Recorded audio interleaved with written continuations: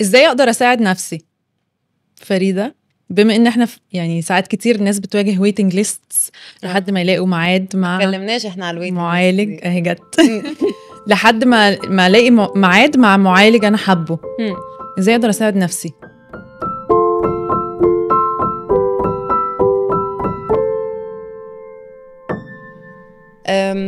هرد على السؤال، بس عايزه اتفرع على حاجه بس الاول كالعاده. عجبتك؟ عايزه بس اقول انه زي ما كنا بنتكلم على الكونفينينس وكذا مره اتكلمنا عنها، جزء من ان انا ابقى بدور على حل كونفينينت ليا او ملائم ليا، ان لو شخص عنده ويتنج ليست او المعالج عنده ويتنج ليست 6-7 شهور، انا برضه ادور على حد تاني. يعني يستحسن ان انا ادور على حد لو انا محتاج حاجه urgent او محتاج حاجه دلوقتي، بدل ما استنى حد وفي الاخر ابقى بخسر نفسي وقت اقدر اساعد فيه نفسي. فده شق. تاني حاجه بقى، لو انا مستني فلنفترض او قررت ان انا مش قادر اروح اعمل يعني ثيرابي او جلسات نفسيه، في حاجات كتير قوي ممكن نساعد نفسنا بيها. نبدا منين؟ ممكن نقسمها. هقول حاجه بعدين هقولك نقسمها ازاي. ماشي. بس انا مبدئيا حاجه دايما بقولها او بفكر فيها، ان هو احنا دايما عندنا مثلث كده. ايوه. لا مش ده، مثلث تاني. عندنا مثلثات كتير برضه. مثلث اللي هو انا من غيره انا ما ينفعش اتوقع ان انا ابقى كويس. ماشي. الاكل والنوم والحركه، ده مثلث تاني فعلا. ده مثلث تاني. يعني ده البيزك، يعني ده اللي هبني عليه اي حاجه هحاول ابنيها، وانا مش باكل كويس، مش بنام كويس، ومش بتحرك او مش بخرج من البيت، يبقى هي مش هتبقى حاجه sustainable، يا اما مش هحس بالإفكتس بتاعتها. ف it sounds like it's something very basic، بس دايما بسأل الناس تاكل كويس، بتنام كويس، تلعب اي رياضه او بتتحرك، تخرج من البيت، تشوف الشمس. فدول 3 حاجات بدايه. ممكن ازود على ده، عارفه انا اللي انا بحبها قوي الجوانب الحياه، دايما بتكلم عنها صح. I would add او ازود عليكي ان انا ممكن حاجه من الحاجات اللي اساعد نفسي بيها ان انا ارجع اتشيك ان او اراجع جوانب الحياه بتاعتي دلوقتي عامله ازاي. هل في اي حاجه فيها خلل او حاجه مضايقاني؟ هل انا محقق اهدافي؟ هل في حاجه عايزه احققها؟ طب المسافه ما بين الحته اللي انا فيها والهدف بتاعي كبيره قد ايه؟ وهل انا ماشي فيها ولا لا؟ ولو هشرح جوانب الحياه كنا اتكلمنا فيها قبل كده، بس في فيجوال بحبه قوي، ان جوانب الحياه عاملين زي العواميد اللي بيتبني عليها الاوضه بتاعتنا. طيب فعندك مثلا فلنفترض 6-7 عواميد. اوكي، عندك العيله والروحانيات والماديات والصحاب والصحه بتنفصل للصحه النفسيه. خط احمر كبير بالظبط. وهنا ليه هم حاطين الصحه النفسيه والجسديه مع بعض؟ لان الاثنين بيصبوا في حته واحده. وعندك حته بقى الناس بتنساها، ودي اكتر واحده انا بحبها، اللي بيقولوا عليها الليجر او الرفاهيه. احنا بننسى ان احنا محتاجين نبسط. بالظبط. فبيتهيألي ناس كتيره بتخش في اسبوعها تشتغل وتعمل كل الحاجات اللي وراها، تيجي في الويكند تكون اتحرقت. والويكند بيبدأ يبقى وقت راحه، مش وقت الكلمه اللي بحبها قوي stimulation او creativity. فان احنا محتاجين ان احنا في وسط ما احنا شغالين ابقى بحجز لنفسي وقت ليجر او رفاهيه. فلو انا بشتغل 12 ساعه في اليوم وبخلص وعندي مسؤوليه ولادي وعندي حاجات كتير قوي، يبقى انا كده عندي خلل في جوانب الحياه بتاعتي. في عمود مرفوع اكتر بكتير قوي من عمود تاني، فالسقف بتاعي هيقع.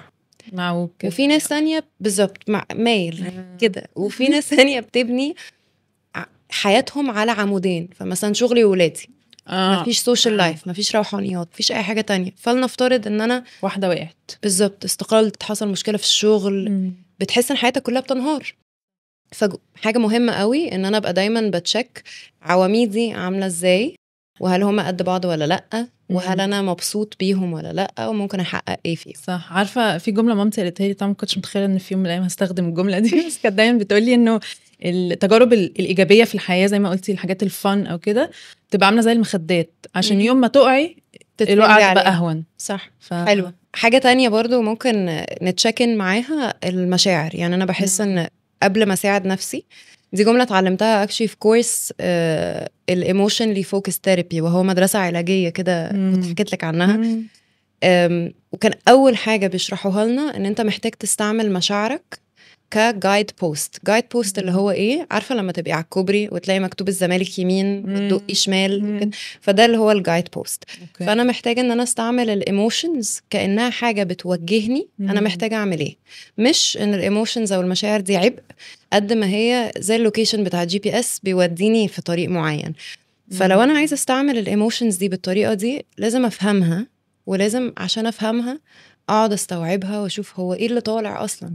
هو انا متعصب، ولا هو انا محبط، ولا هو انا زعلان، ولا هو انا disappointed، ولا حاجات كتير قوي على بعض بالظبط، ولا خليط بالظبط. فاول حاجه ابدا بيها قبل ما نطبق بالظبط اسال نفسي انا حاسس بايه، طب هو ده بقاله قد ايه، طب هو الاحساس ده بيطلع امتى، طب هو ليه طالع دلوقتي، من غير بقى ما ابقى بقول انا متضايق اني متضايق. عارفه لما حد يجي يقول لك انا مش مبسوط ان انا بقالي 4 ايام متعصب، ما انت كده شايل الشيله الهم همين بالظبط.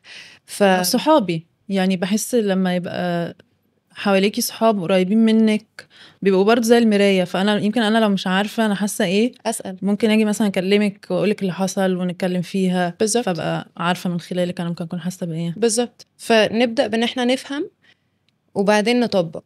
صح. وهنا بقى عايزه اسالك انت ايه اللي يمكن ايه اللي بتريكومند او بتقولي للكلاينتس ان هم يطبقوه بشكل براكتيكال او بشكل عملي بره السيشن؟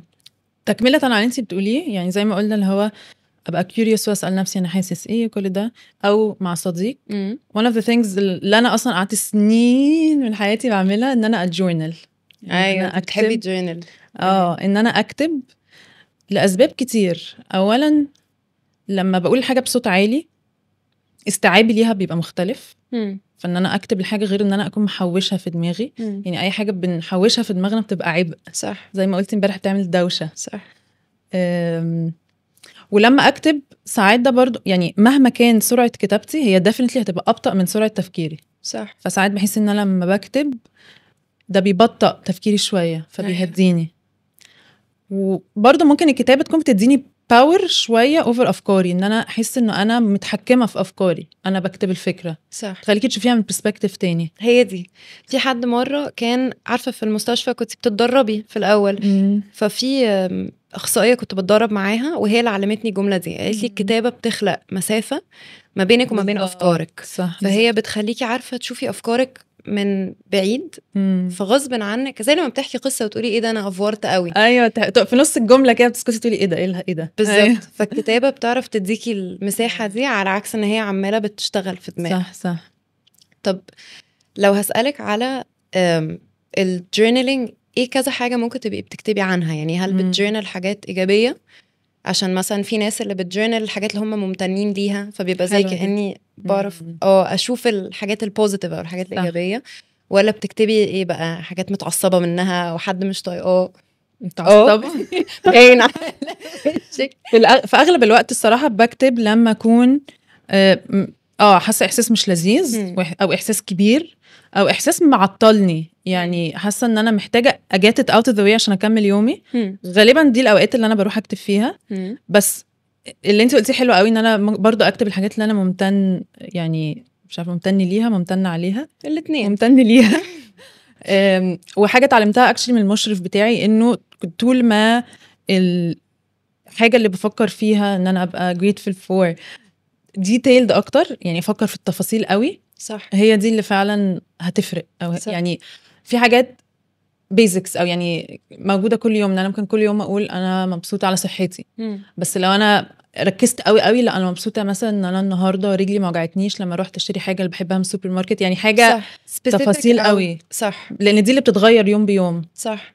انا دي اللي انا بقى بعملها مع الكلاينتس ومع نفسي، يعني ده الحاجه الوحيده اللي بكتبها. انا ما بكتبش عامه، الكتابه انا وهي مش عارفين نتلاقى قوي. ممكن ابقى بكتب زي ما انت قلتي لو متعصبه من حد فانا بريهرس انا هقول للشخص ايه فهي كتابه مش هادفه قوي. بس الحاجه اللي فعلا بعرف اكتبها وبحسها بتفرق جدا مع الكلاينتس، ودي اللي انا ارشحها لاي حد قاعد بيتفرج، ان هو يكتب الحاجات اللي هو ممتن ليها من اصغر لاكبر الحاجات. وعاده انا بهتم قوي بالاصغر، يعني بدي دايما مثل ان انا يوميا بفتكر ان انا ممتنه جدا للنص ساعه اللي بقعدها قبل السيشنز وبشرب فيها قهوتي في الشمس فقط. مش محتاجه حاجه كبيره، ومش محتاجه ان انا اقول انا ممتنه اني مسافره او اني يحصل لي حاجه يعني ان عندي شغل. بالظبط. احنا ممكن نبدا بالحاجات الصغيره، لان احنا عينينا بتتعود على ان هي تنتقد، يا اما بتنتقد نفسك او بتنتقدي حاجه تانية او حد تاني. فالجراتيتيود جورنالينج بقى بيفرق، انه بيعكس ده. انت زي كانك بترين او بتدربي مخك تاني انه يحاول يلقط الحاجات الصغيره اللي احنا بنفوتها. فبدل ما تيجي اخر الاسبوع وتقولي الاسبوع مفيش حاجه حلوه، لا هو اكيد في حاجه صغيره قوي، بس انا متعوده ابص على البيج، يعني البيج ثينج. في حاجه عايزه اسالك تتكلمي عنها اكتر، بس خليني الاول نتشيك هل في حاجه تانية براكتيكال بتعمليها؟ في حاجات انا بعملها. في اللي بحبه جدا ودايما بتكلم عنه، الجراوندنج تكنيك. هتكلم عن المايندفولنس الاول. اوكي. دي حاجات بتعلميها للكلاينتس ولا انت بتطبقيها برضه؟ الاثنين يعني. غالبا من كتر ما انا بعملها بعلمها للكلاينتس اول حاجه، او العكس بقى، مش عارفين ايه اللي جه الاول. بس يعني المايندفولنس هي اللي بالعربي اسمها اليقظه الذهنيه. انا بحس اسمها بالعربي تقيل جدا قوي قوي، ومش بيشرح لك هي معناها ايه. بس لو خدنا كلمه مايندفول، فهي مايند فول، بمعنى ان انا عقلي is full، او full بمعنى حاضر او present.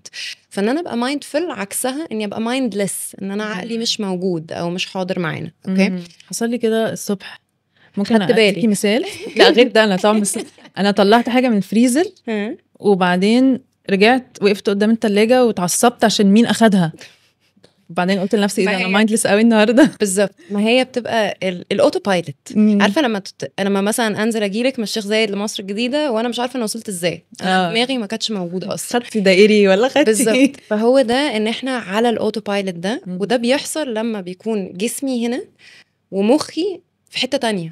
فانا قاعده معاكي دلوقتي في بودكاست، بس في نفس الوقت بفكر في كمان يومين هعمل ايه، او في السيشن اللي جايه هيحصل ايه، او حتى بفكر في الماضي، فالسيشن اللي فاتت كانت وحشه قوي، او ان انا خبطت المايك دلوقتي مثلا. فاهمه؟ ففكره ان انا مش بريزنت او مش مايندفul بتخلي اولا ان ريت الانكزايتي او القلق عند البني ادم يعلى، وبالتالي ممكن بقى الافكار اللي بتوصلنا للاكتئاب او لتقلبات المزاج او كل الكلام ده. فالمايندفولنس حاجه مهمه جدا ان احنا نفهمها ونقرا عنها. بس في تكنيك بقى اللي هو الجراوندنج ده، اللي هو 5 4 3 2 1 ده اسمه، ولو على جوجل موجود في كل حته. ان انا ابقى لما الاقي نفسي مش حاضر افكر في 5 حاجات انا شايفها. فانا دلوقتي شايفاكي وشايفه المايك والكوبايه وشايفه التصوير. بالظبط. افكر في 4 حاجات انا حاسس بيها. حاسس بيها هنا مش معناها ان انا حاسه ان بطني وجعاني او انا حاسه اني متضايقه، لا. حاسس يعني استعمل السنسيشن بقى بتاع الفيلينج. فانا حاسه بوزن الساعه على ايدي، حاسه بالحلق مثلا، حاسه برجلي وهي خابطه على الكرسي. فانتي بتشوفي ملمس. ايوه، بتشوفي يا اما بتلمسي حاجه بتخلقي الاحساس نفسه، يا اما بتشوفي بتعملي بودي سكان كده، بتسكان جسمك وتشوفي انت حاسه بايه. و3 حاجات انا سمعاهم. فاحنا سامعين صوت تكييف، صوت بعض، تاني المايك بيتخبط.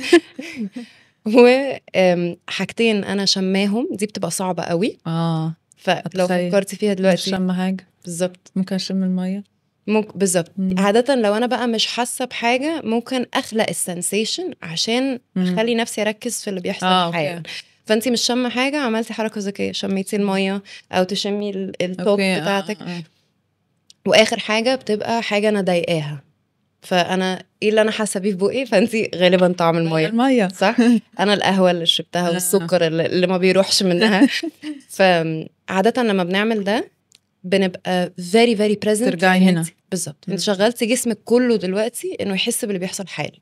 فعاده لو فكرتي فيها مفيش لحظه بتبقي فيها مستاهله انك تقلقي عليها دلوقتي. احنا معظم الوقت بنقلق على الحاجات اللي هتحصل او على اللي حصل، او حتى لو في حاجات في الحاضر مضايقانا فاحنا برضو مش عايزين نعمل الهم همين. بالزبط. يعني على الاقل بنحاول نقلل. بالظبط. فدي واحده من التكنيكس اللي انا يعني بعيش بيها. حلوه. انا بعملها وانا زهقانه حتى، مش هي يعني حاجه من الحاجات اللي برضو اخيره هقولها وغالبا هتطبق على اي اكسرسايز انت بتقوليه.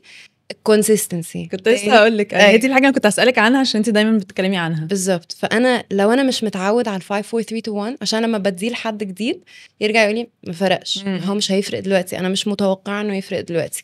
انا لو زي الجري، انا اتقال لي ياما انه الجري ده ثيرابيوتيك، كنت بكرهه، كنت بنزل احس ان انا ليه بعمل تعبانه ورجلي وجعتني جهنم بالظبط. وانت كنت بتحبي الجري جدا.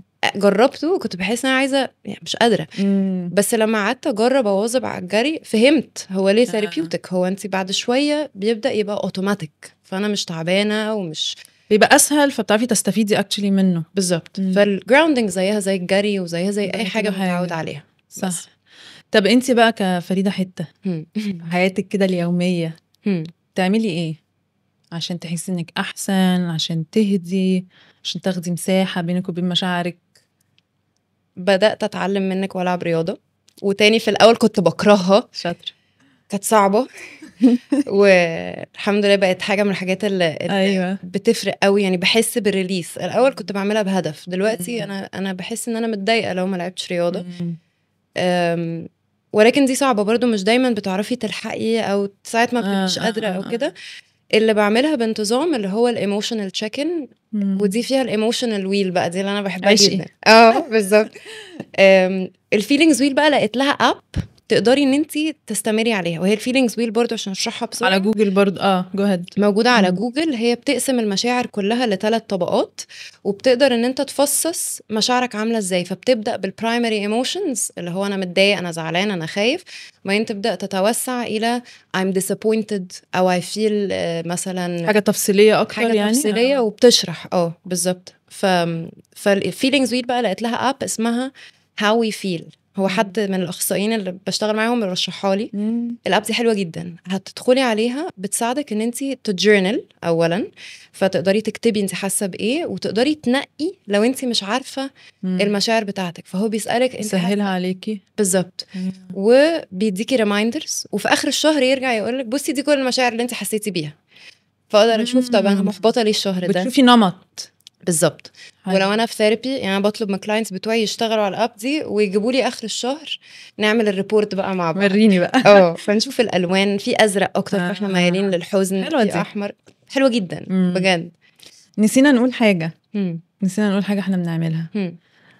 نبعت فويس نوت لبعض مثلا. ده بيساعدنا نتعامل مع مشاعرنا كده. صح. انا I would say انه زيك بلعب رياضه، بركز في السيلف توك او الطريقه اللي انا بتكلم فيها مع نفسي. السيلف توك مهم. ببعت لك فويس نوت. في اي حاجه حابه تقوليها قبل ما نلم؟ لا تمام، قلت كل اللي في مخي. ماشي. فالكونكلوجن او الخلاصه هي ان في انواع كتيره قوي ممكن نعملها من الحاجات، يعني نساعد بيها نفسنا، كل واحد وذوقه بقى، بس ممكن نكتشف البيسكس دي. انا وفريده شاركنا الحاجات اللي احنا شخصيا بنعملها، لو في اي حاجه من اللي انتوا بتعملوها تبقى مفيده ممكن تشاركوها معانا.